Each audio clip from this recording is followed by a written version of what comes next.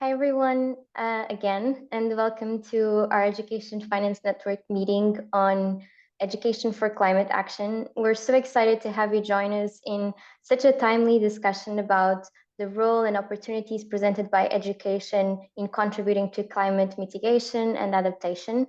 Earlier this week, as you all know, COP28 wrapped up. It was the first time COP featured a space dedicated to climate change education to highlight and advocate for education's central role in tackling climate change, and the conference ended with 38 countries committed to climate education in their national determined contributions. It's in this context that we decided to organize this members' meeting, focusing precisely on the topic of education for climate action. We'll start today's session by hearing from Stephanie Keller, who's a youth engagement and localization specialist for the USAID Center for Education, who's going to be speaking to us about USAID's climate resilient education technical guidance. We'll then bring the spotlight to two of our members who will be sharing their experiences on the opportunities for non-state actors to play a role in education for climate action. We'll have time at the end for questions before we wrap up, but as we go along, please feel free to drop your questions in the chat as we discuss. And without further ado, I'll give the word to Stephanie to walk us through the USAID's perspective on climate resilient education. Thank you. Thank you. And thank you so much for having me join your call today. As was mentioned, my name is Stephanie Keller, and I'm the Youth Engagement and Localization Specialist in USAID Center for Education. I also co-lead our Education and Climate Working Group, which is a cross-agency working group. And I was asked to join you today just to really provide some background and a quick overview of our Advancing Climate Resilient Technical Education Guidance. And that was released in July. And I think for the education sector, we know that this guidance is coming at a time where a lot of us, nearly all of us in this field, are thinking about ways to integrate climate considerations into education programming and how to support resilience at the individual and systemic levels. And I'm really excited to see this conversation happening in the education finance space. So one of the things that we highlight in the guidance is that climate change is a systems problem and it requires a systems solution. It will not be solved by the education sector or education sector funding alone. It really is a multi-sectoral challenge. And for a long time, climate and education have operated separately. And with this guidance, we're really encouraging USAID missions and partners to seek out opportunities to integrate holistic approaches, to coordinate across sectors, and to look for innovative solutions, and to leverage additional resources for this important work. And I would also add, and I think most of us are aware, that historically climate financing has really been directed towards direct climate threats, to its mitigation, some of course towards adaptation and livelihoods. But we're at a point now, as Inez mentioned, where there is some recognition that education can and should be a key component of climate solutions, and that includes funding. And I think having that focus on education at COP28 for the first time ever is really evidence that this conversation is starting to happen at the global level. And so as we move to the next slide, just a little bit of grounding in the guidance. This is directly connected to USAID's climate strategy, which came out in 2022. And our kind of center point for this when we were putting this together was to make it as easy as possible for people to use. And that we really wanted to show how climate relevant programming could be integrated into education programming, and it doesn't need to be something separate. That was a lot of feedback we got during all of our consultations before and during, was people felt a lot of pressure to do this, but they couldn't figure out how to do it within the realm of their education programming as it was. So that was a kind of our center point that we stayed focused on. The guidance is broken into two sections. The first I'll talk about today has an overline, it aligns climate relevant programming into program and activity design. And then the second section focuses on strategic entry points across the education continuum. And the whole purpose of this, if you could see on the slide, is achieving these two parallel results of climate resilient education systems as well as climate resilient learners. And of course, we also acknowledge that these are very interconnected and interdependent as well. And if we move to the next slide, the guidance is predicated on the idea that climate change affects education and that education in turn can affect climate change.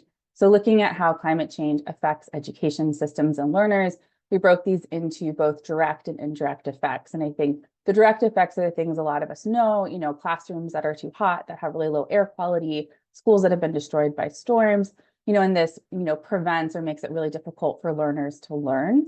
And then there are the indirect effects as well. So reduced household income due to shifting agriculture, leads to conversations about how much investment should be made in education. And they might choose to send, families might choose to send fewer children to school. And this can all be compounded by existing inequalities in the system.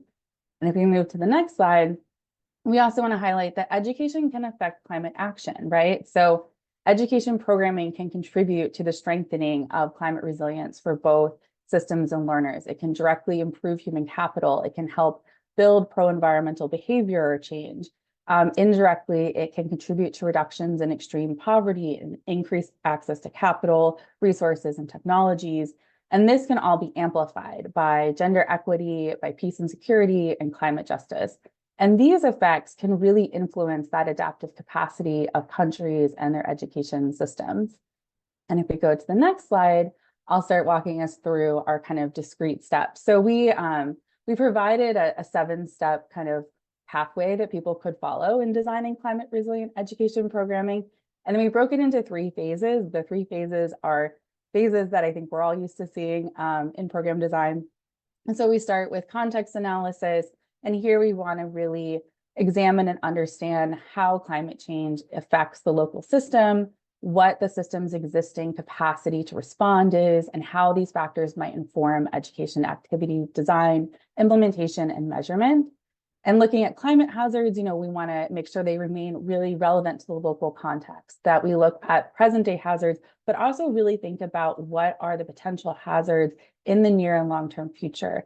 And also what are the short-term climate shocks, like extreme storms that are, present in these hazards. And also what are the long-term chronic climate stressors like drought that could happen.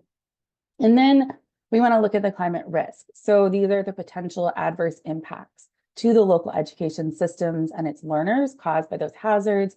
And that risk is really dependent on exposure to the hazard and the level of vulnerability in the system and the individual. And then we want to make sure we look at what are the relevant assets and capacities that already exist in the system, right? There are going to be some. What are those material and immaterial aspects that can help reduce the potential impacts of the hazards? What are the capacities that enhance the systems or the individual's ability to cope with shocks and stressors? And then if we move to the next slide, once we get to, once the hazards, risks, vulnerabilities, and assets have been identified, then the next phase, of course, is to identify opportunities and design interventions. So typically in this space, we would say, let's go to the research and let's look for best practices. It turns out, I think probably some of us know this, there's not actually a lot of research in this area. There's not a lot of evidence in this area for what exact interventions we can integrate into education to achieve climate outcomes. And so this is a space where there is a lot of need for research, for innovation, and we really encourage missions and partners to generate evidence through implementation, through monitoring and evaluation. And so when we're exploring opportunities for action in this phase, we also think it's really important to consider actions for how they contribute to climate mitigation, adaptation, or transformation, and for their ability to achieve systems change. So if we go to the next slide. So as Inez mentioned at the beginning, in climate, we talk a lot about mitigative and adaptive actions. We did add a 3rd layer here, but just really quickly, mitigative actions are those that avoid or reduce emissions of greenhouse gases, promote carbon sinks, that agreement that came out of COP to reduce our reliance on fossil fuels, mitigative action. Adaptive actions are those that reduce the negative impact of climate change. And so this is really where the vast majority of current education programming lives. We added a layer on with transformative action, which you don't usually see in the climate space. And we really liked it, though, because it's a way of encouraging more systemic change. Here, we're looking for actions that address underlying drivers of climate change and climate vulnerability. And we thought it was important to include this in the guidance because we want people designing education programming to think about how they can shift their programming some. Maybe it doesn't always need to be adaptive. Like, are there ways to get towards that transformative change. And then going back to the steps, if we move to the next slide, thanks. Once these different actions have been explored, then it's time to, of course, incorporate the outputs from steps 1 through 4 into a theory of change and then design interventions. And we also want to highlight here that this theory of change in your intervention should really center the needs, experiences, and contributions of critical populations, especially those most vulnerable to the impacts of climate change, so girls and children with disabilities. And then finally, in the last phase, you have measurement and learning. Here we talk a lot about, because of that gap in evidence, especially in low-income country contexts, it's really essential to develop and implement climate-relevant learning questions in order to help generate evidence about what works to strengthen the climate resilience of education systems and learners. And then, of course, finally, monitoring and reporting. I'm not really going to go into this, but just to say that we did create a resource, crosswalking U.S. government indicators for climate education. I'm happy to share that in the chat or afterwards if anyone is looking for that. And then finally, where are we going with this? So earlier this year, USAID established a partnership with the UK's Foreign Commonwealth and Development Office, or FCDO, to co-fund and solicit proposals for the Climate Action Partnership for Education, or CAPE. And this will apply FCDO's existing research in order to advance the development, piloting, testing, and scaling of innovative and cost-effective solutions that will advance climate action in and through education with a focus on girls' education. And last week, during events at COP28, the first award under CAPE was announced. It is named the Collaborative Opportunities for Climate Resilience, Empowerment, and Transformation Through Education. If you're really fast, that acronym is CO-CREATE. It's a great acronym. We like those. And it will be implemented by the Aga Khan Foundation and partners in Tanzania. And this is just the first award under CAPE. We're really excited to continue developing and testing innovative solutions with partners to deliver assistance at the intersection of education, climate, and gender. And with that, I will turn it back over to you. I really look forward to hearing the discussion today on the role that education financing can play in achieving more climate resilient education systems and learners. And thanks for having me. Thank you so much, Stephanie. I think that was a great framing to kick us off for our panel, but just noting that the resources that Stephanie mentioned will definitely be shared with all of you. We're collecting them, and in the follow-on communications for the session, we'll make sure to include those so that everyone has access to them.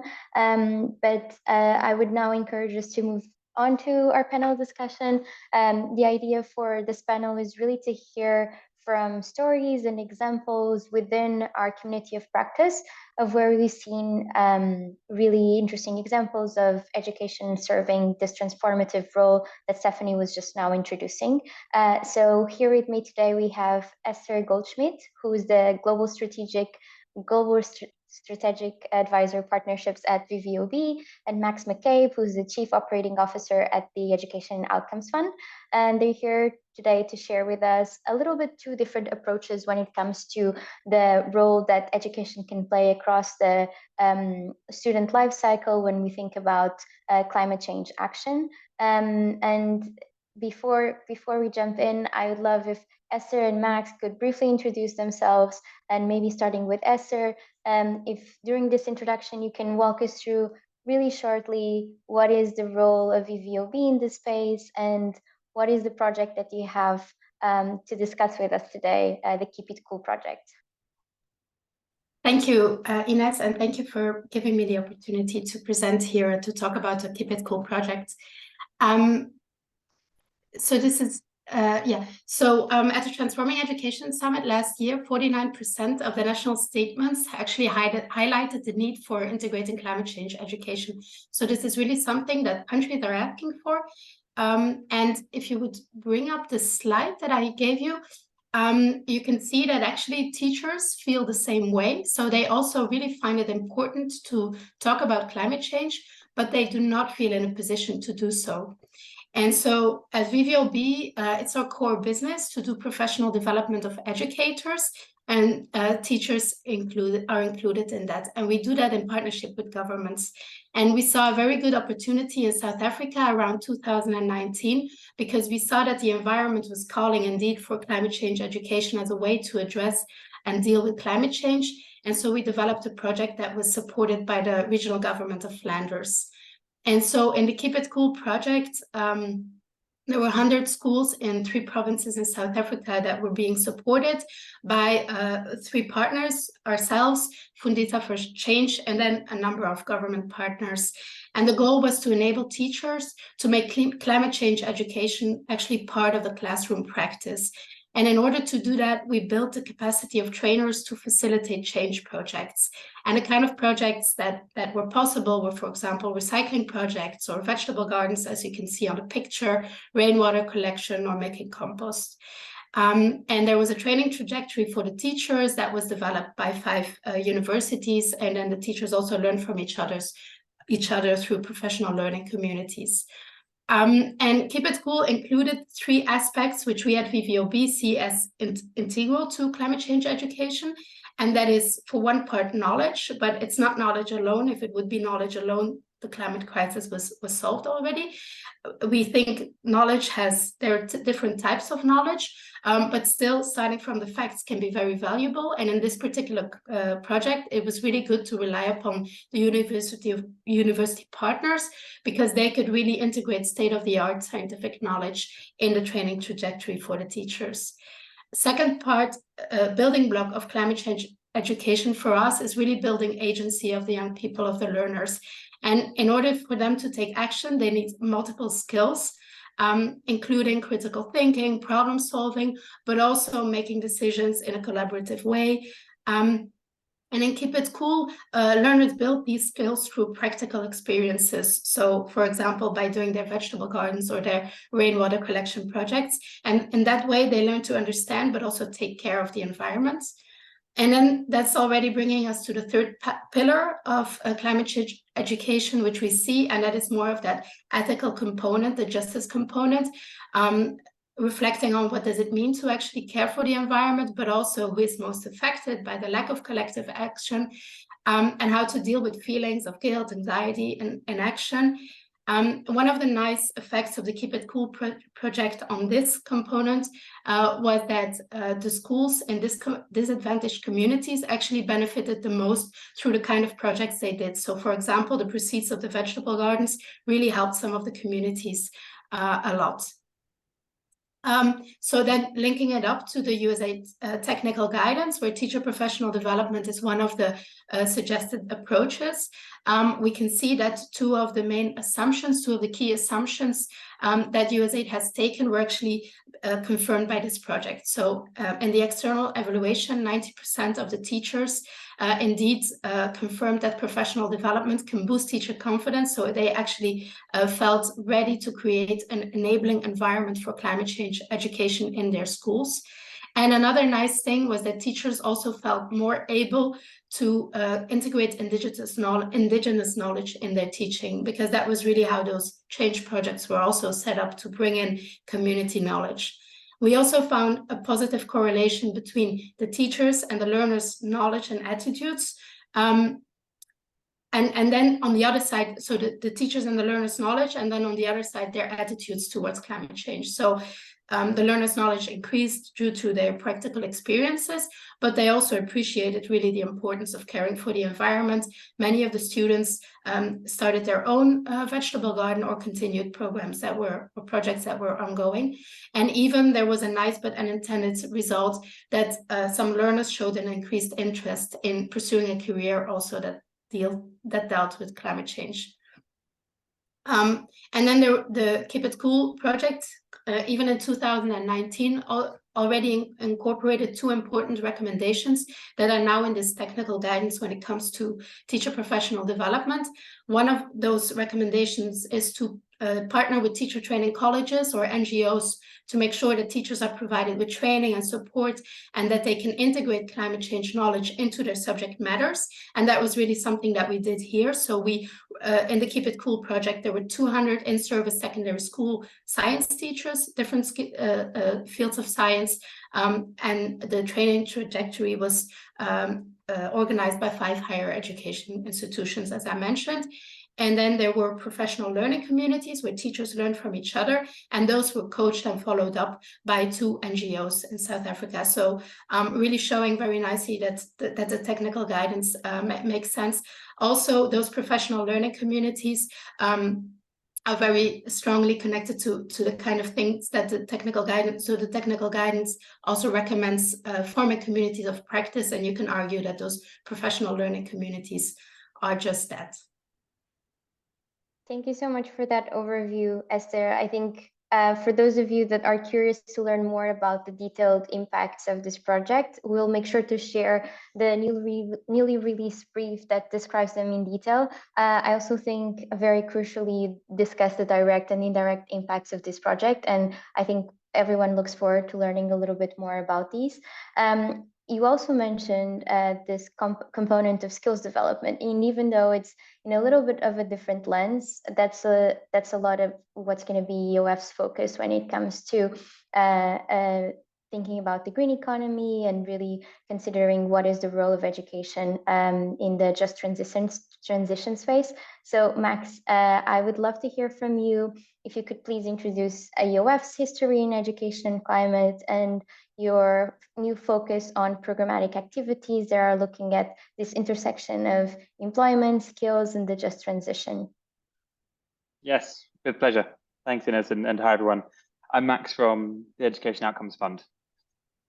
At EOF, we started looking at this intersection of education and climate a few years ago, before there was the guidance from USAID and others, and what felt like a relatively earlier period of time when it was actually pre-COP26, when EOF, along with some other organizations, Alison from Educate Girls is here, including Educate Girls and the Malala Fund, Teach for All, the Boston Consulting Group, and a few others, came together to start thinking about this question about how to bring education to climate and climate to education was our kind of starting question to try and answer. And as we started doing this work and sort of digging more into what was already happening, and then also what was needed in the climate space, we actually started zeroing much more on how we could try and frame education and bring it to the quote unquote climate sector in a way that would resonate with them. And as we were doing this, what became clearer and clearer was the absolute necessity for education to be much more front and center when we're thinking about climate action, and particularly thinking about long-term climate action. Even just around mitigation, which is clearly only part of the puzzle, the route to get to net zero by 2050, and this idea of net zero has plenty of critics, but I think it's a relatively useful starting point. Right, the route to get there is ultimately to halve emissions every decade. So halve emissions to 2030, and half again to 2040, then half again to 2050, and then you need to do some carbon capture, and that's the route by which we should be getting towards net zero. And the later decades of that, the 2030s, 2040, and 2040 to 2050, require real and genuine behavior change, right? There's like a known pathway to get to by 2030. As we see every day in the news, we're miles off track. But actually, when we look further into the future, it's much harder, there's much more unknowns, and I would really strongly argue this is where education has to play a really pivotal role in helping to shift behaviors. And this isn't kind of moving the ownership of responsibility onto individuals, but actually if we're going to deliver systems level change, and I guess in that USAID diagram, that would be the transformative effect at the top, we need to leverage the power of education. So EOF was working with this coalition of actors to think about how we could do this in a way that would resonate with sectors outside of education, because ultimately education has been totally absent, really. We talk about being like the forgotten stepchild of the climate movement, like really just ignored. And so how do we ensure that education gets its rightful place as a part of the solution, particularly when we're looking at the longer term? And this is where we built, and I can share a bit of public knowledge that we created a couple of years ago on this work, and thinking about the different roles that education can play. So there's education for climate action, curriculum change, like building more climate smart education systems in mostly traditional education, Then how do you build education for adaptation and resilience? And I noted again in the USAID guidance, right, it was really focusing on adaptation. And then there was a third bucket around the just transition, and particularly skilling and reskilling for the just transition. And this is where EOF is focused more. Like the Education Outcomes Fund, we work in 3 areas: early childhood education, basic education, and then skills for employment. And so naturally for us, this piece around reskilling is a natural area where we believe our work should focus. And also we believe that outcome-based financing can play a really pivotal role in addressing some of the factors that have been ultimately limiting the development of green skills across numerous different sectors. So this is where we've now started to be doing some more focused activity to really understand within the just transition, what are the challenges that are faced, and therefore what's the role that EOF and others, and particularly our approach of outcome-based financing, can take to help address some of these challenges. And for me, this is really important because ultimately, right now, climate policies are being held back by a lack of just technical skills that exist within many, many populations. And so we need to be massively advancing the development of quote unquote green skills within the existing workforce. So that's one side of the coin. And then the other side is there are, and there must be, sectors that are going to decline as we move towards a more sustainable economy, right? And if those sectors, if those high emitting sectors the decline of those high emitting sectors leads to long-term structural job losses, then I think we're going to undermine the entire cause of climate action. So I think there's a really strong role that education and within this skilling and reskilling and outcome-based financing as a tool can play to ensure that as industries decline, we're working to help move people into alternative forms of employment. So for me, it's almost 2 sides. Like, how do we get the green skills that we need now to deliver on climate policies? And then how do we ensure that we're living up to both our kind of moral and tactical imperative that as we're saying a sector needs to decline because it emits so much carbon dioxide or other gases, we're getting the people who work in those sectors into alternative forms of employment. So this is where the Education Outcomes Fund is looking to launch a Just Transition Fund. And really it's focused on that question there about employment, building technical skills, and then on the other side, we're doing some more tentative work looking at the agriculture sector, and particularly the smallholder farmers, and how you can help develop the skills that are needed to improve both the incomes of farmers, but particularly the climate resilience and adaptation of agricultural techniques in smallholder farmers, which constitutes such a large proportion of the global poor. So again, we're looking to partner with other organizations to see how do we address some of the existing challenges that have limited the ability of smallholder farmers to change their behaviors, change their techniques, and do so in a way that addresses some of the similar problems we see in the just transition and reskilling that actually exist in education around a lack of coordination between different donors, short-term funding cycles, and ultimately complex problems that involve human beings, and therefore really simplistic approaches to financing of a set of activities actually often don't allow the freedom and flexibility to address the root cause. So that's where EOF's work is going to focus.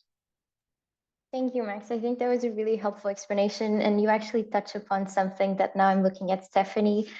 We also discussed in the preparation for this call, which is even finding common language and common goals between climate and education, and the fact that you're focusing on net zero and the importance of really trying to think about education within that scope, I think is a really helpful framing for this discussion. But I wanted to maybe circle back to something you said around opportunities for finance, and you mentioned specifically outcomes-based financing.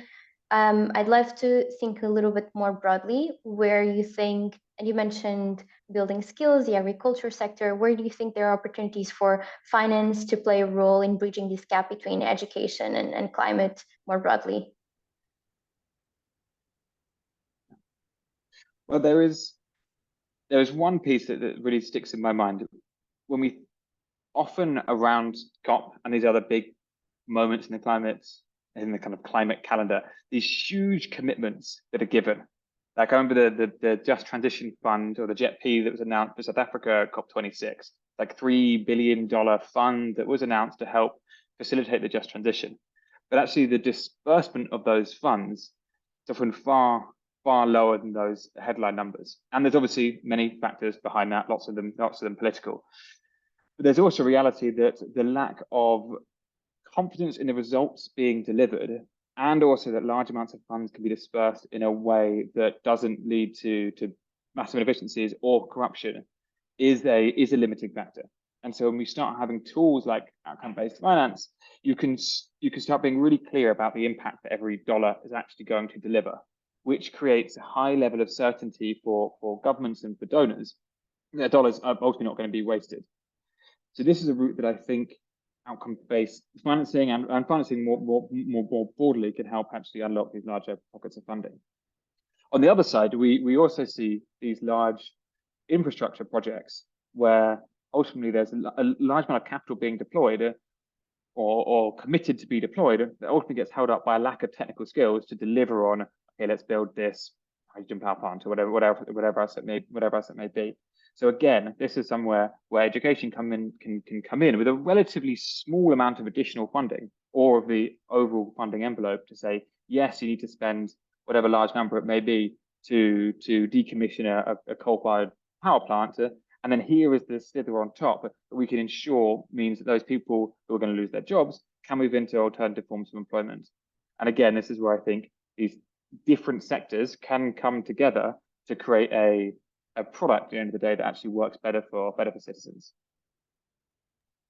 I think a few of the puzzles of this piece are starting to be put together. You mentioned accountability, the need for greater technical skills in this space, and now I would look at Esther and would love if you could discuss a little bit what you think is this other piece of the puzzle, which is fostering policy dialogue, because I know that a really important outcome that came out of the Keep It Cool project was also this partnership or this ongoing dialogue with the South African government on rethinking the curriculum in 2025 and looking at education for sustainable development. So a little bit building the pieces of the puzzle, we have the need for greater accountability when dispersing funds. We have this need for greater technical skills, but also as non-state actors, keeping this conversation and dialogue open. I know it's really important piece of the puzzle for VVOB as a partner with the South Africa government. So would love it if you could walk us through a little bit about how that collaboration and how that dialogue came to be and what is the progress on that. Thank you, Ines. Yeah, I think it's sometimes about doing the right project at the right time, really feeling if there's a good environment at a certain point. And we did feel that in South Africa in 2019. As I mentioned, South Africa is highly affected by climate change already, and there had been conversations about using education as a tool, but it had not been used as much as it could have been used. And we saw conversations coming up, and so we felt that there was a good opportunity to start a project around this. And so then again, in the external evaluation after the project ended, this was really also highlighted by the Department of Basic Education, who said that really they felt that they had been sensitized to the need to really start teaching about climate change to younger people.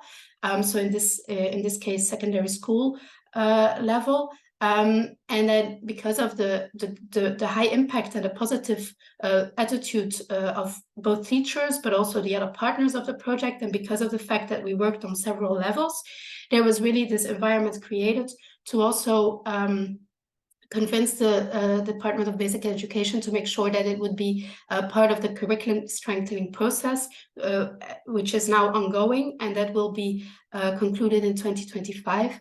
There was also an office for ESD created within the Department of Basic Education already, and ESD has also already been included as a cross-cutting priority in the South African competency framework. And so for us, really, that shows that if you are there at the right time when there's some openness, then you can really have this catalytic effect of one project that maybe has a limited scope, and we definitely want to show even more what we can do in the future, but already here we've kind of changed the hearts and minds just by showing what the impact can be.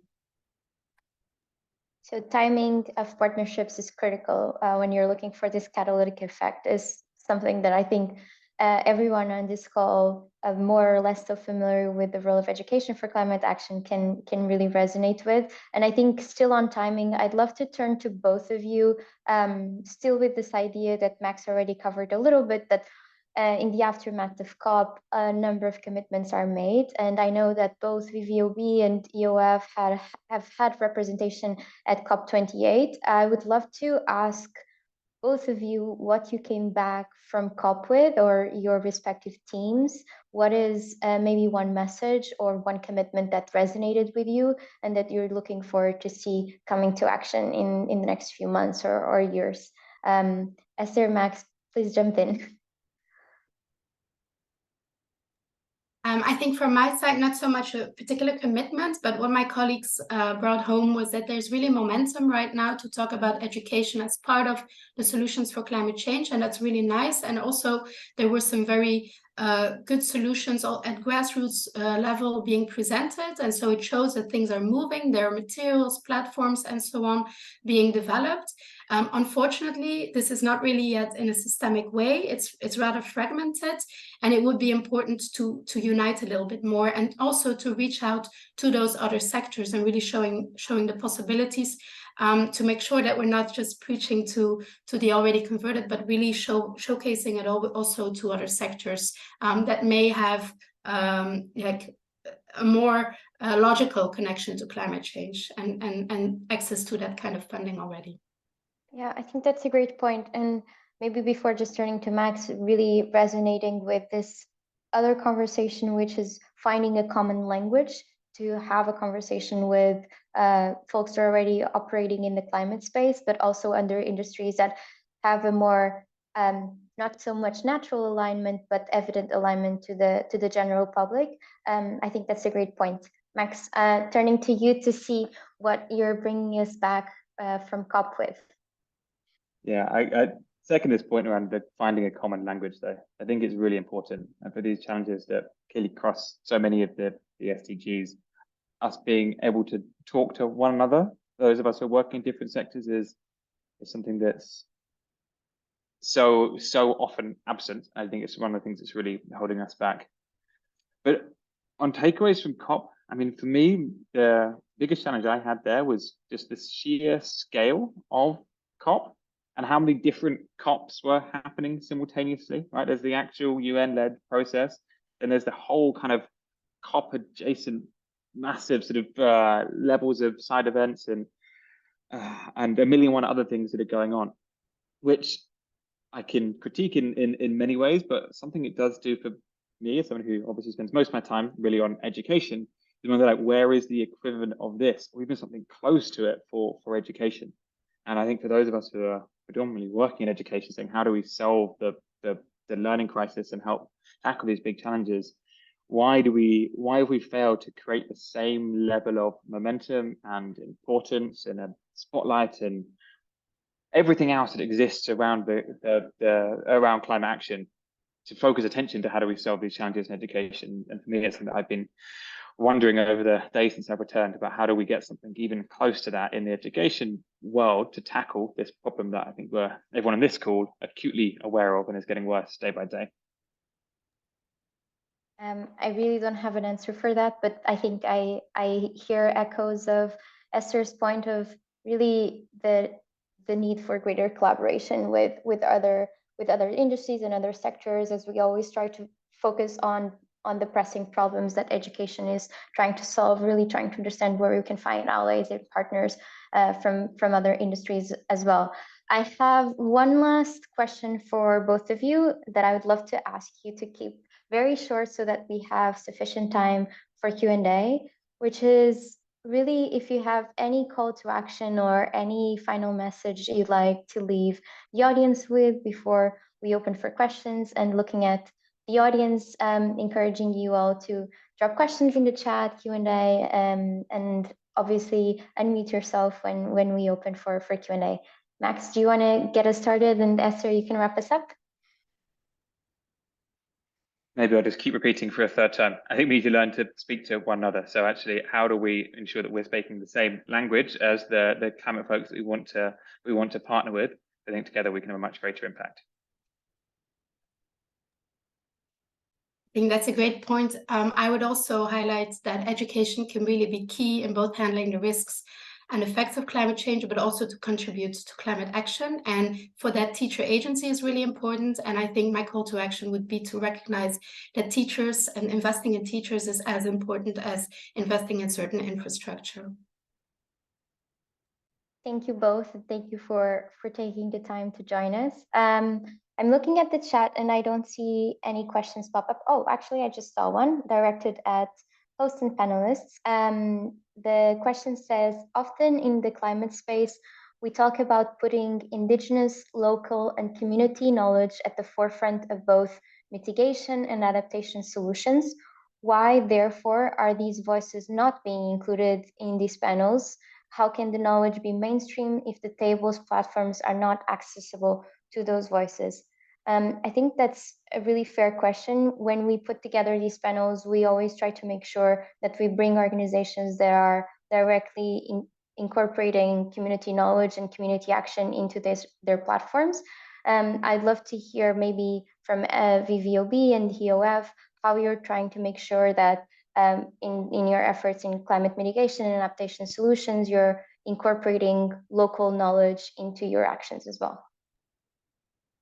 Indeed, and it's a very good point that these panels are often very wide, and I acknowledge that, of course.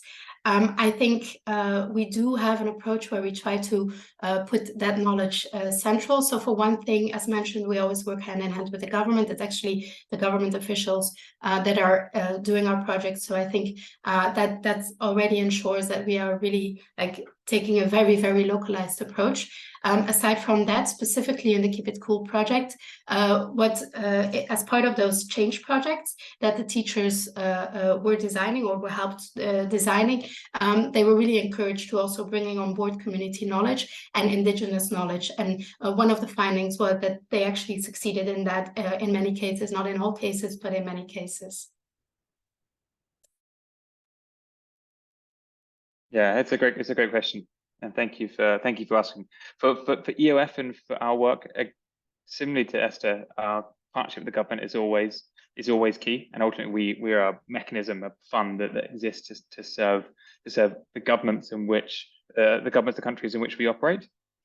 We also, for our work in the just transition, it's important to clarify we're really early in this stage, and actually what's important for us is we're partnering with organizations that are already existing within the countries where we might operate. So alongside government, it's important for us that we're partnering with local organizations. So we're helping to bring the funding and the finance, but ultimately, EOF, do not know the best way to be working in any of the countries in which we operate. And so actually it's pivotal to our model and our approach. So we're being hands-off and saying, look, let's get the funding and the finance to those local and community organizations that really understand the context and therefore can respond in the best possible way. Thank you both. I have a couple of other questions that are popping up both in the chat and the Q&A. Maybe starting with the Q&A first. Nirav Kambati asks, is it worth discussing electrification of school buses and green construction of school buildings? Maybe I would look especially at Max, looking to see if this is something that EOF has thought through, especially in the work that you mentioned you conducted with Malala and BCG on education for climate action. Yes, yeah, in the short answer, it was part of that work, and I think there's already fantastic work that's already going on in this space. I mean, it's not something that the Education Outcomes Fund would do, as I say, about kind of work within formal education, which is where this, in my mind, where this sits. How do we ensure that we're, quote unquote, greening the formal education sector, which is both how do we ensure we're reducing emissions and increasing the resilience of existing school infrastructure, and then how do we improve resilience and adaptation within school populations, and then there's the skills for employment place, and that's where EOF is much more in that final bucket of skills and employment, because that's what we're set out to do and what we've been built for. The construction and electrification, yeah, 100% needs to happen. Amazing work already happening here, but ultimately this is not where EOF will be focusing. Thank you. Looking at Stephanie, I don't know if this is something that you'd like to share USAID's perspective on.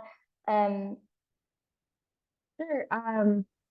Can jump in, I think, quickly, just to say that I think this comes at where we need to look at a system solution too, right? So just greening a school isn't going to be enough. Like installing solar panels in a school that doesn't have reliable electricity, that there aren't people in the location that can service the solar panels, things like that, leads to a lot of eco waste. That is another consideration that comes up for us a lot when we're looking at this. And I think for us too, we're always looking at, is this going to help achieve education outcomes? And how is this going to achieve education outcomes? And that's, that's an area of research that's really missing. Like, yes, it's a climate solution, but is it also an education solution? And so that's kind of the balance we usually have to walk on that space. And Stephanie, I would keep you unmuted because I have a question that I would love all your answers for coming into the chat, which is really on this question of priorities that you were just discussing regarding school greening, but also school waste and prioritizing these different components. Someone was asking in the chat, working in climate change and education, we often are confronted with reactions that foundational learning is much more important than yet another priority like climate change. And how do each of you react to this critique? I'll start. I think for us, this is why when we were designing the guidance, we really wanted to make sure that it was something that could integrate into education program design as it exists now, so that it's not something separate. Sorry. And so I think it's really looking at, yes, we want to focus on achieving those foundational learning skills, but can we do it through climate education? And that has to be a highly localized decision, right? USAID isn't going to write climate education that's universally accepted all over the place. That doesn't make any sense. But if that is of an interest in the government, in the system there, to write it into the curriculum like they're talking about in South Africa, like they've done in Morocco, like they've done in the Philippines, then that's a way that you can tackle both of these things at once. But it does have, I think it needs to be an and. I don't think it can be, we're going to do foundational skills or we're going to do, climate education. They really do need to be integrated together. Thanks.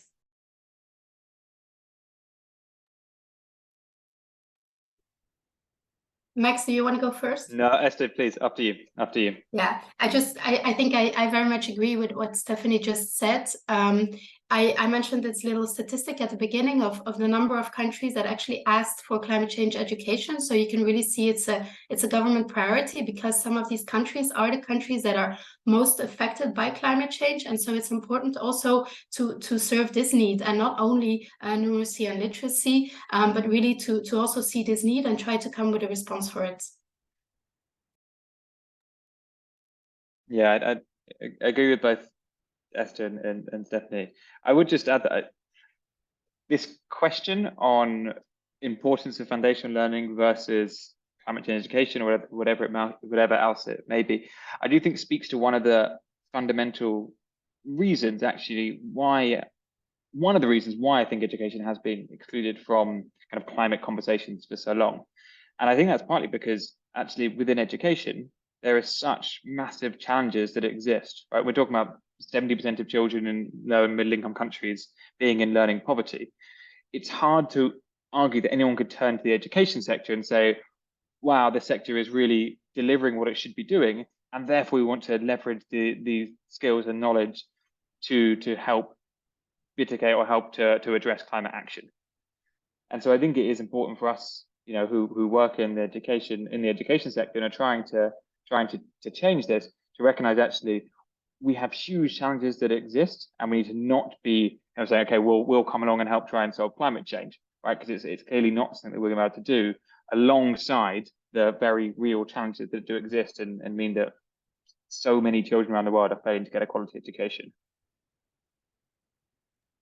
Max, would you mind if I ask a follow-up, which is connected to a question in the chat? Someone was asking, in these conversations that you're having with donors, to include education when you talk about with climate donors, or climate when you talk about with education donors, where do you feel the room is at? Are you starting from ground zero on these discussions, or what do you find there to be the key argument when you're making for catalyzing more funding? And are there any quick wins when you're talking about education for climate action? Yeah, it's a really good question. And what is really inspiring is how much change there has been in a relatively short period of time to bring these two sectors together. So while I stand by my last point, right, I don't think anyone can turn to education. So here is the silver bullet, because there's still so much we need to do. It is clear that there is much more attention. I mean, we just seen the USAID strategy, FCDO is doing work. Many of the big development funders and also philanthropic funders are recognizing that obviously these challenges are multidimensional, and education is going to need to play a role if we're going to meet our climate targets. And the reality of a changing climate has a very real effect on the ability of children to learn, and therefore these things need to be looked at in a more holistic way. So I don't think we're starting from ground zero, but it's still lots of progress being made, but still it's relatively early days. And so one point I made this to add, I think we need to be also cognizant of those working in education, that we're not sort of sticking a climate sticker on education programs as a route to go to a climate funder and say, hey, can you give us some money because we haven't got enough in education? Because I think that's, if we're sort of taking from one pot to put in another, then we're doing, I think, ourselves and our colleagues working in other spaces a disservice. Esther, I see you're off mute. Do you want to add something? Yeah, I think I just want to I'm very happy to see those positive evolutions, but I think we really should keep advocating also for that, because it's really important that education donors do not suddenly move away from this space, because the needs are so high when it comes to climate change. That's also something to be aware of. So hopefully, indeed, it's in that direction that we convince also climate change, classical climate change funders, that education is also one way to address this issue, and not seeing the evolution in the other sense. I think that's a great point. I think recently GPE and Save the Children have conducted some research on this, trying to understand what is the level of funds that are being diverted from education to climate. And it's a conversation that we've seen ongoing in different spaces. I think we have time for one last question in the chat. It first starts by framing that PEACE, who's also a network member, is doing incredible work thinking about climate action locally and using and leveraging their network of secondary schools to drive behavior change. So we'll make sure to include that example in the follow-on communication so everyone knows what PEACE is up to. But the question is more focusing on ensuring that we have an intentional focus on marginalized groups, particularly women and girls in rural communities, making sure that they're not excluded from progressing into green sector jobs. I'm opening the question to anyone who wants to answer. I know EOF has done some work with green jobs, but Stephanie, Esther, also feel free to jump in.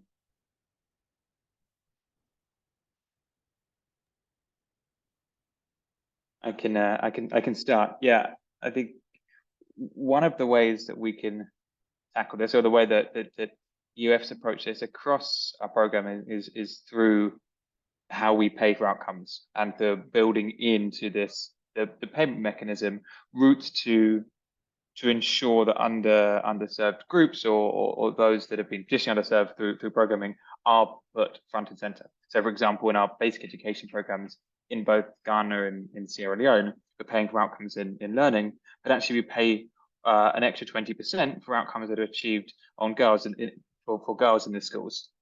And this was developed as a route to say, how do we ensure that all of our partners are putting a real focus on girls throughout the program, because in these contexts they are traditionally groups that are traditionally underserved.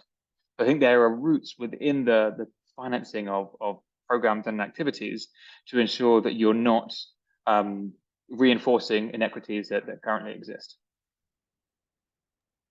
I think that's a great point, and I think OBF has done an incredible job making sure that when you're paying for results, that you're able to target these underserved groups. I saw Esther, you went off mute, so if you want to wrap us up, please go ahead. Yeah, I think really having that intentional focus is really important, and then showing also the results, because these are in fact the groups where you can make the most progress. And so I think then it will also be most convincing. So really having that intentional focus from the start, that's really the answer from my side. Thank you both, Max and Esther, for being part of this panel, and thank you, Stephanie, for this introduction. I hope this has been an interesting and relevant discussion to everyone who joined us today.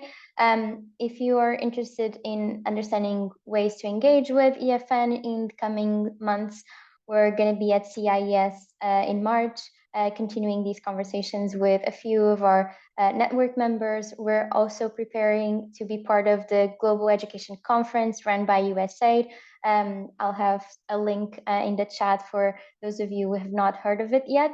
And we're in ongoing conversations with UF through our learning group to produce some common knowledge on innovative finance for education. So hopefully more news to come out of that very soon. We're very thankful for you taking the time of your day to have this important conversation with us. Would love to hear your feedback on today's discussion. My colleague Jenny is about to share a quick poll, so if you have some time to give us feedback, we're always grateful for that, to be able to include it in future meetings and future discussions as we try to tailor the topics of conversation to your interests and making sure that those are timely to your work. So thank you all so much. Have a great rest of your day and week, and I see you all very soon.